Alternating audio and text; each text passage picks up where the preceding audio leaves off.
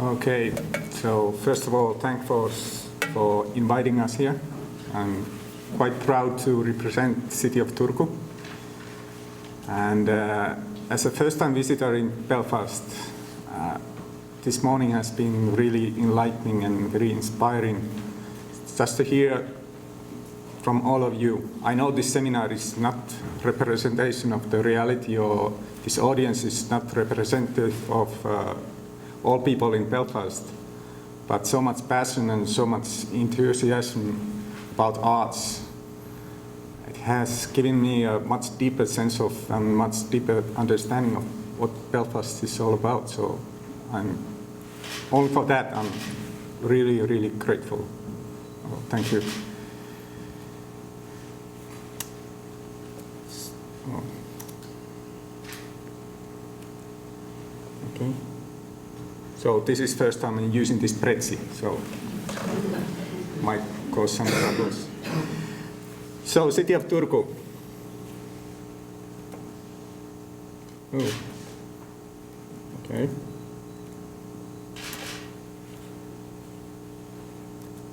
This is really complicated, I guess. Okay. Like Johanna said before, it's the oldest city of Finland. It's the old capital of Finland, and we are quite proud, like yourself. We are quite proud of our city. The whole Western tradition and Western civilization came to Finland through Turku. So I know that people from Helsinki don't like to hear it, but we like to think that Turku is still the center of the Finland. But don't tell them.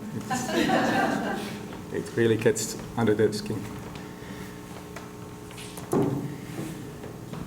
Before I go deeper into this project, I worked for 5 years.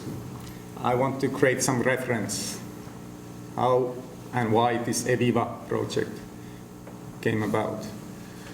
It was a joint project for 5 years for youth services, culture services, and sports services. And the first thing we wanted to do just to make better services and make them more accessible and more affordable for the people of Turku. But it all started with the Culture Capital Year. And I think the main thing about the Culture Capital Year is it wasn't just 1 year of celebration. It was a process that started maybe 2003 or 2004. And it still goes on. And there's two principles that I would like to point out to you. The first one is the definition of the culture, the broader definition of the culture.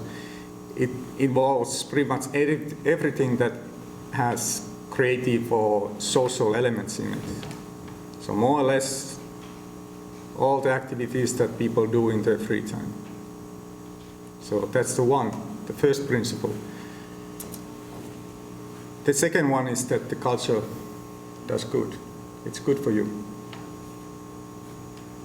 So I don't think I have to convince you about this principle. But it's for policymakers, for city officials, for politicians, it's something that we worked very hard for many years to get that idea through.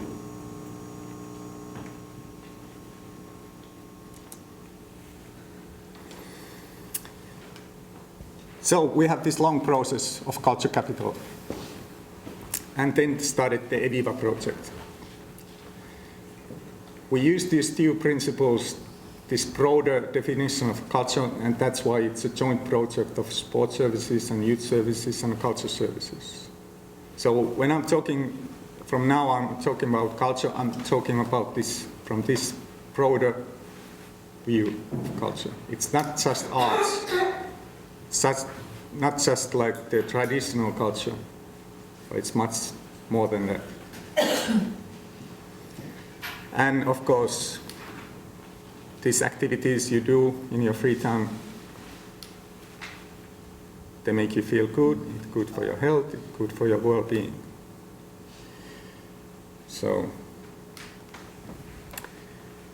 We wanted to offer new channels, new possibilities to use the free time, leisure time services. And we also wanted to involve the citizens of Turku more in planning and designing those services. But after that, it was a long process, it was a long project, and the targets and the means to achieve those targets changed quite a lot. First, we started with the baseline study. We wanted to know where we stand at the moment, or back in 2010, 2011. We did quite a long and costly survey about how people use their free time and what are the links in health and well-being. And we were able to pinpoint those results in different areas of the city. So now we know which are the areas that people are more well off or better off, where they use more services, where they are more culturally active, or where they are more socially active. And also we got all these indicators that like low income, employment rate, immigration rates. These indicators that usually are related to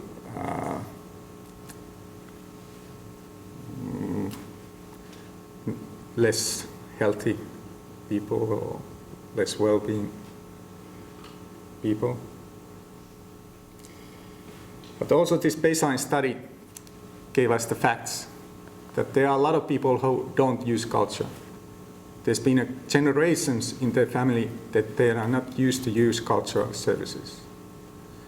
So although I'm convinced that the culture and the arts, they have value in themselves, and we should be all free to use and enjoy arts and culture, but there are a lot of people who can't.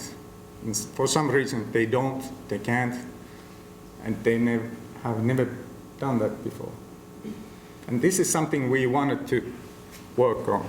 This is something that we feel that the city or the public sector should really focus on, to find those people and find the services that they can use.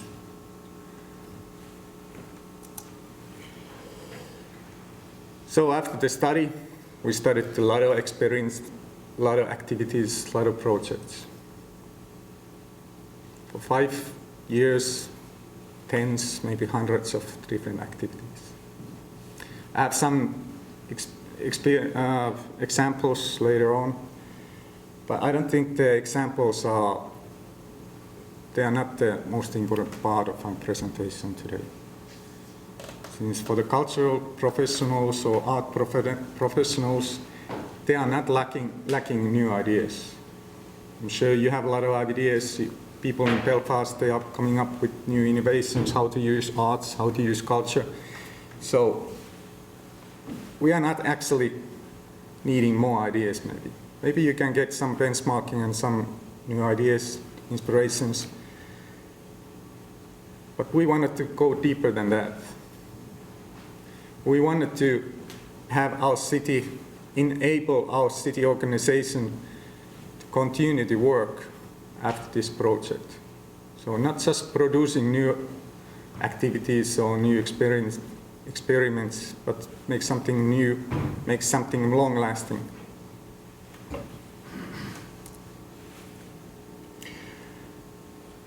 But before that, for me, for our team, the first thing was identify the problems.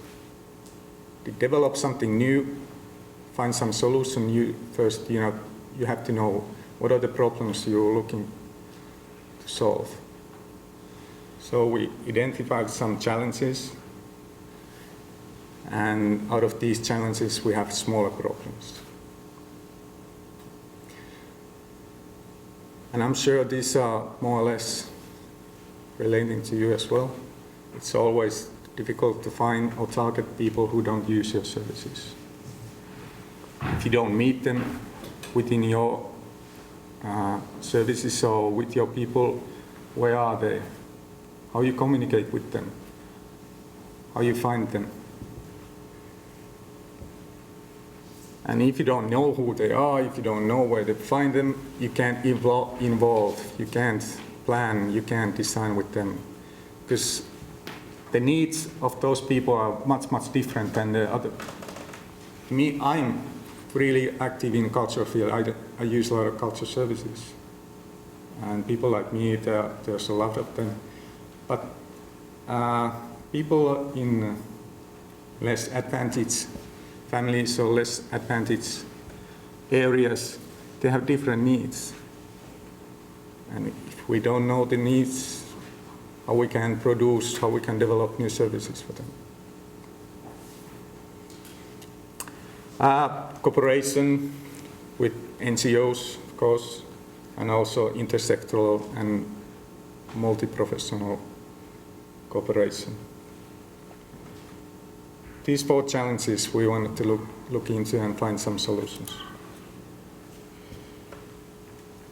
We are still in a process of gathering facts, gathering figures, so I don't have numbers to give you at this moment. In a few months we have. But these are the results that we know for the fact. This process, this project, has led from those smaller activities and smaller experiments to structural changes in the city organization. And also changes in the working methods, how we produce services nowadays. And also the cross-sectional cooperation has increased significantly. The formal and informal networks within the city officials, within different departments, has increased in 5 years. And have people communicating and talking and planning with each other, it's a crucial thing if you want to have health impact or well-being impact with leisure time activities or cultural activities.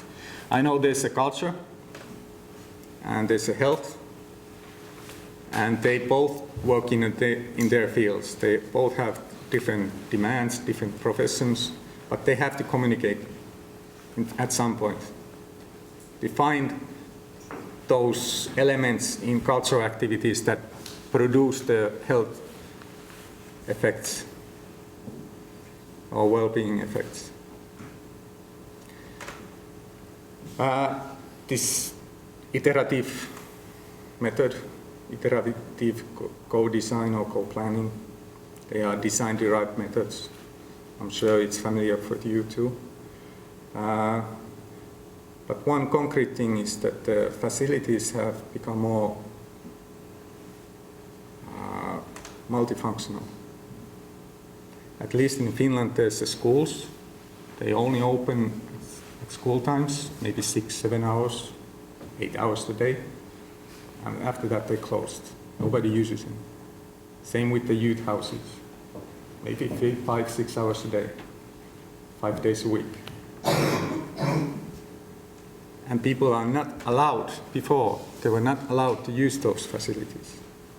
I don't know why. Maybe it was because of insurance. Maybe it was because somebody else was paying the rent and electricity. It's very funny. So it's all paid by the taxpayers' money.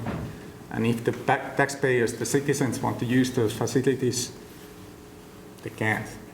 They are told, no, you can't use it. It's too dangerous, it's too risky, it's too costly. Very funny.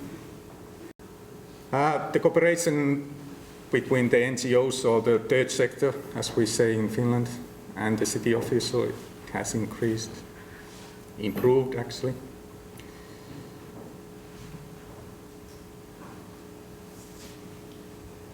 There are a lot of lessons, but there's one lesson I want to point out today. If the basic needs of people are not met, if they don't have money, they have serious health problems. There's not a lot that the culture, all the leisure time activities in general can do. We can take them to the theater, they can feel better for themselves for maybe an hour or a day, maybe or even a week. But after that time, they're still lacking the money, lacking the health, lacking the social relations. So I'm not saying that the culture can't help or can't improve everybody's life, but the best and most effective results you get when to use the cultural leisure time activities as a preventive work. Do it before the big problems. And the best way to do it is to make the culture accessible to everyone. Find the areas where there are no culture, no services, and take the services there. It's pretty obvious, isn't it? It's not rocket science, it's not something from Einstein. But for somehow we've been missing it for so many years. I hope you are smarter here in Belfast than in Turku, I don't know. Or maybe it's just the public sector that misses these ideas sometimes. Okay. So that was the reference. I hope I'm not boring you too much. It's always difficult this time in the afternoon to have a presentation when you have so many new ideas and so many speakers before. The second part are the case studies, the examples. And first, some examples about the regeneration and culture.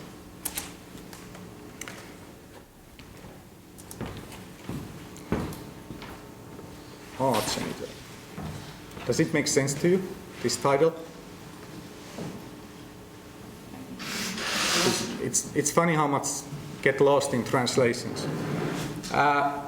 We had really clever and funny titles in Finnish, but when you translate them, I don't know. Something's missing.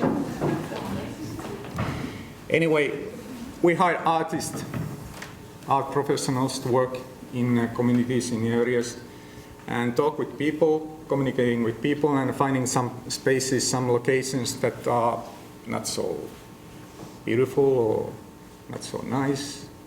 And with the local community, the artist did something. Maybe some paintings, maybe something else.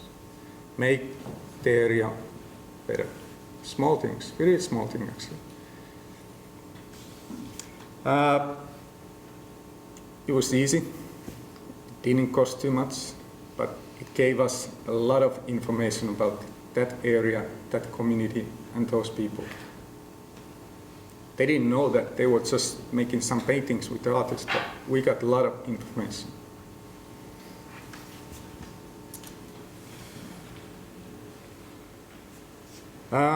This bicycle, you can see it in, behind those people. It started as like a moving library. There's a box in a bicycle and they were riding around and people can borrow a book like from the library. But then we started to add some other things like a sports equipment, cultural equipment, and also artists. There's a mimic, the same thing in Finland, like mimic. Doesn't talk, just. By the way, if you go to Finland, you can find out that most of the Finnish people are mimic, almost mimic. We speak really, not too much. But anyway, for us, it became, again, a way of communicating with people. Yes, there was some services, but again, we were able to meet those people, those citizens that maybe never went to library before, never used to have any services, culture services. And again, we were able to meet them and discuss, talk with them and get, again, more information. And maybe lower the threshold or the bar how to contact the city officials. We aren't always like dressed like this, so, and maybe, you know, a bit intimidating. We can be something like this, smiling and colorful clothes, friendly, and do something fun. Yeah. City can be that as well.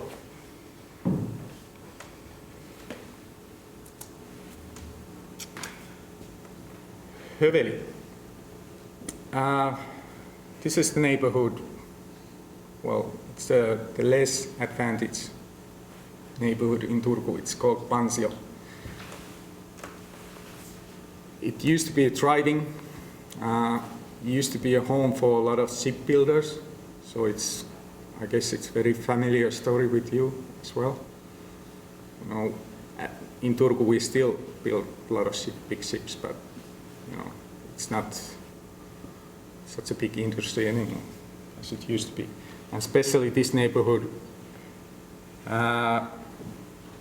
it's going down nowadays. And actually, there's been discussions, should we just let the neighborhood die? Is it easier to let it die and let people move out than try to do something? Is it too much? Okay. Even if we try, can we do enough to bring it back? It's an interesting discussion, actually. Can city do something like that? Anyway, there's a shopping mall. Nowadays, it was empty, it was dead. There was like one cafeteria organized by a church and 2 or 3 pubs. So it's a quite nice representation of the area. 3 pubs and 1 cafeteria. What do people do in that area there? Well, they drink beer and maybe sometimes some coffee. Well, we rent the place, 1 space, 1 room, and let the local people and local association use the space to organize some activities, any kind of activity.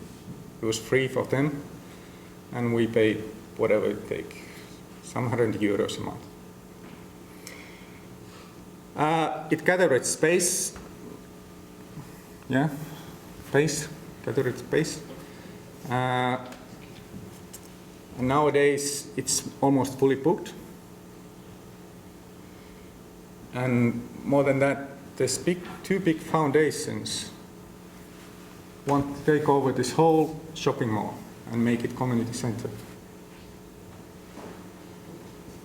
So starting from the scratch, I can say, you know, just 2 or 3 pubs, and then we came in and make something happen, some activities. And then these foundations, I don't know, they woke up somehow and wanted to use the whole space. So sometimes we can't plan these results, they just happen. But when you start something good, usually something good comes afterwards.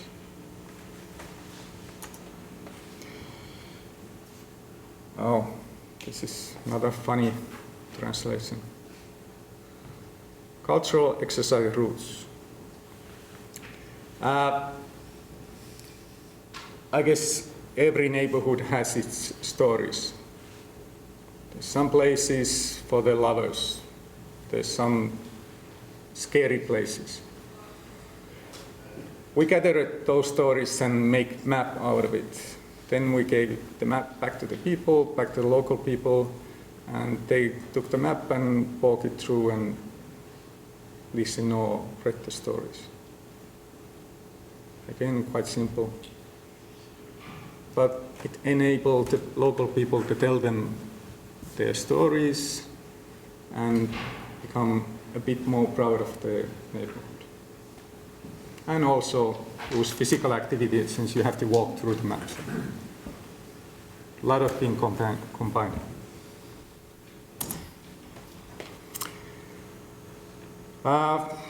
We have elderly centers, elderly houses in some neighborhoods.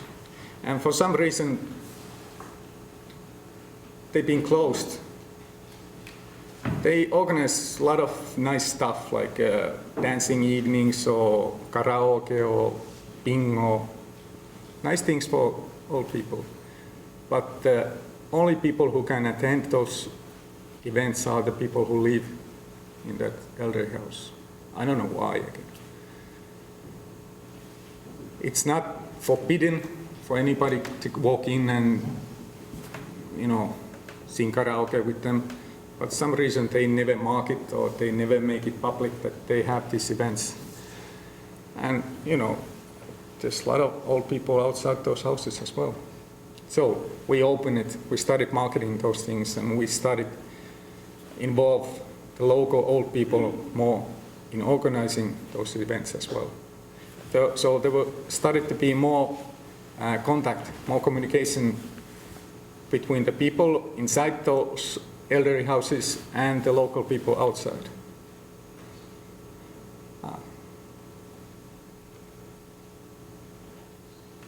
And nowadays, even the staff in those houses, they started to organize different events. Somehow it inspired them to do more. Because maybe it was because people from outside came in and said, whoa, this is so nice, what are you doing?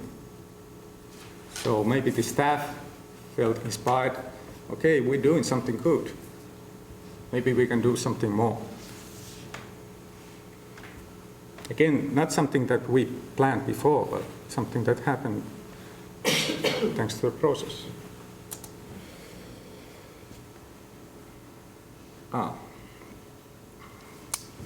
We also had one person, excellent. I think he's actress now.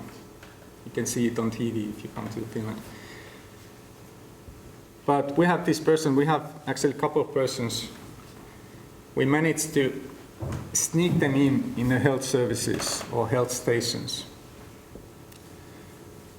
And they had their own reception within this health station, the same building where you go when you have something, illness, or you want to see a doctor or nurse. And when you see a doctor or nurse, they can instruct or tell them to meet this person, this laser instructor.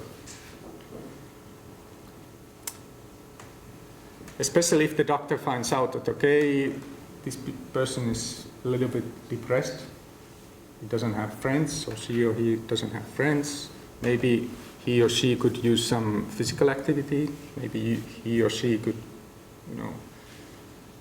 use some inspiration in his or her life.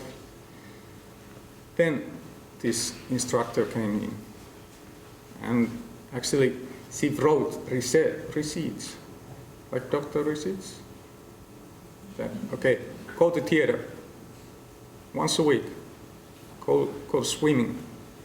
Next month you go see a concert. I give you a ticket, and afterward I call you how it goes. Okay, if you didn't go, please come in. You didn't do as doctor told you, okay? I give you 2 tickets to theater next time. So it's like a follow-up. There's a problem, maybe we can use solution, and then follow up, see how did it go. Did you like it? No, it was boring. Okay, we can try something else.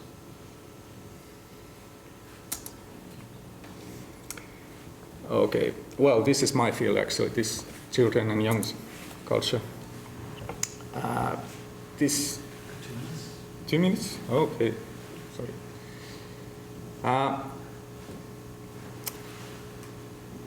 This particular project was, we had leading artists from Finland in hip-hop or graffiti or dance or music.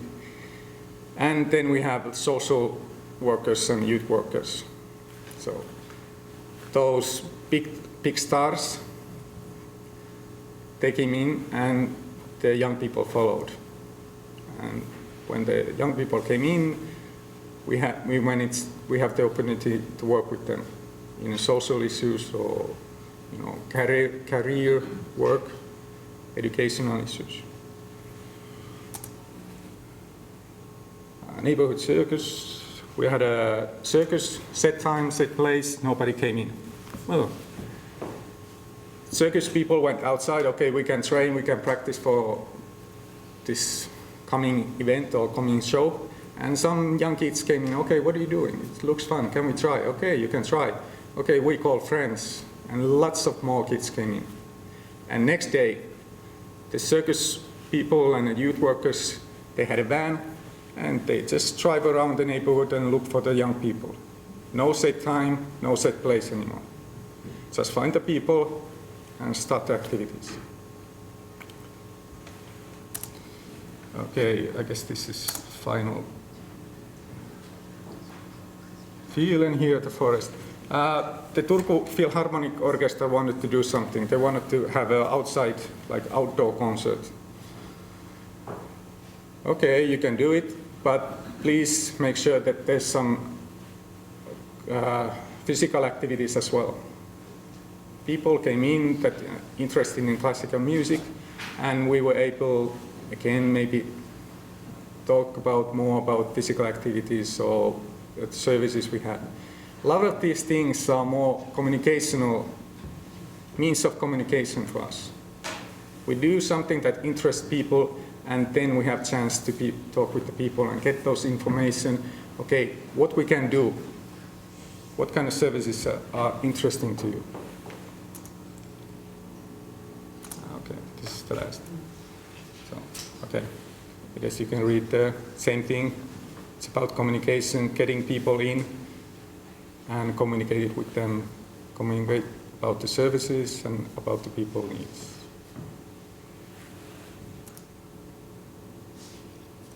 Okay. Thank you. It was a bit rushed, but thank you.